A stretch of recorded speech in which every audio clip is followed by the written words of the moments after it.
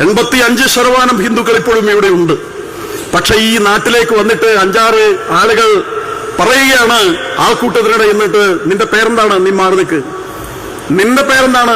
നിന്റെ പേരിതാണ്, നീ അങ്ങോട്ട് മാറി നിൽക്ക്. ഇങ്ങോട്ട് മാറി നിൽക്കുന്നവൻ ഹിന്ദു പേരുള്ളവനാണെങ്കിൽ അവന് കലിമ ചൊല്ലാൻ അറിയില്ലെങ്കിൽ, കലിമ ചൊല്ലാൻ അറിയാത്തവൻ ഈ ഭാരതത്തിൽ ജീവിക്കാൻ പാടില്ല എന്നാണ്.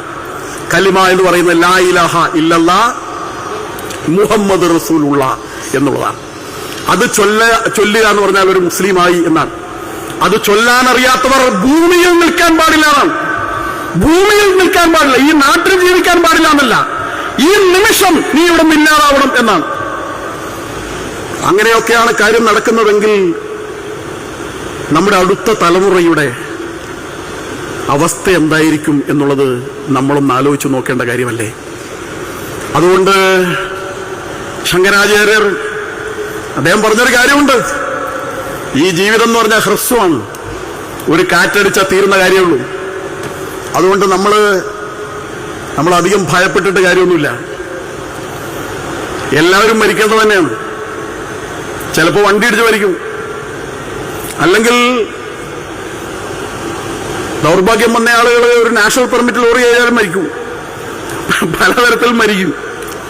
അപ്പൊ അതുകൊണ്ട് മരണം എന്ന് പറയുന്നത് ഗീത പറയുന്ന പോലെ ജാതസ്യഹി ധ്രുവ മൃത്യു, ജനിച്ചോ മരണം ഉറപ്പാണ്.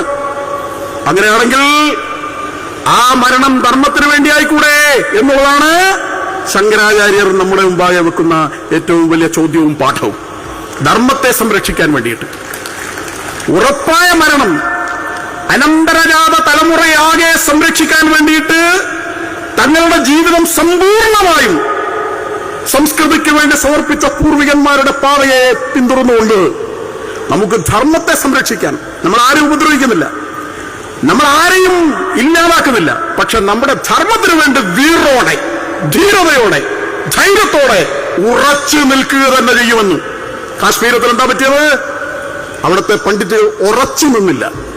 അവരെ ഭീഷണിപ്പെടുത്തുമ്പോ ഓടി ഡൽഹിയിലേക്കൊക്കെ വന്നു, ഓടി ജമ്മുവിലേക്ക് പോയി, സിംലയിലേക്ക് പോയി. അങ്ങനെ ലക്ഷക്കണക്കിന് ആളുകൾ ഓടി.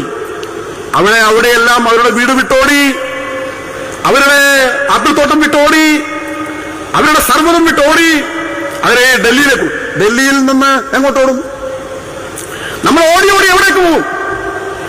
നമുക്ക് ഓടാൻ, ലോകത്തോടാൻ നമുക്കൊറ്റ സ്ഥലമേ ഉള്ളൂ. അത് നമ്മുടെ പൂർവികന്മാർ മരിച്ചു മണ്ണടിഞ്ഞു കിടക്കുന്ന നമ്മുടെ ഈ ഭാരതഭൂമി മാത്രമാണ് നമുക്ക് ഓടാനുള്ളത്. ബാക്കിയുള്ളവർക്ക് ഓടാൻ ഒരുപാട് സ്ഥലങ്ങളുണ്ട്, നമുക്കില്ല. നമുക്ക് ഈ മണ്ണേ ഉള്ളൂ. അതുകൊണ്ട് ജീവിക്കുന്നെങ്കിൽ ഇവിടെ, മരിക്കുന്നെങ്കിൽ ഇവിടെ എന്ന് ധൈര്യപൂർവ്വം മുന്നിട്ടിറങ്ങിയാൽ ഒരു ഭീകരന്മാർക്കും നമ്മളെ തോൽപ്പിക്കാൻ സാധ്യമല്ല. അതാണ് നമ്മുടെ ഈ മഹത്തായ ഈ സമ്മേളനത്തിൽ നമ്മൾ എടുക്കേണ്ടുന്ന ധീരമായ തീരുമാനം.